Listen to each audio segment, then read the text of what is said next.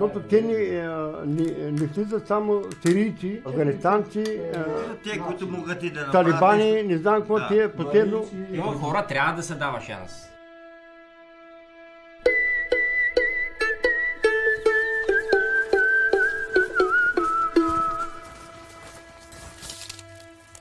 Ако стана кметски наместник, нали, да се докарат тук хора, които от Сирия, да се заселят, искам да се оживи.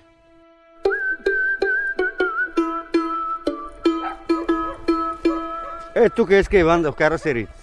Аз не съм съгласен. Защо ще ги вкарва тук тия сирийци? Защо? Не стигат вече дърварти.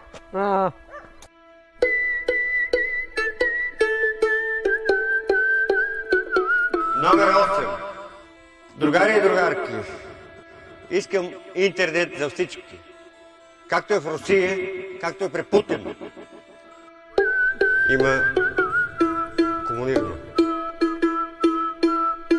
В който се задушиха 71 емигранти в Австрия. Това обявиха австрийските власти на извънреден брифинг. То деца има ли умрели? Има, нали, това казаха, да. Това са хора убийци. За мен.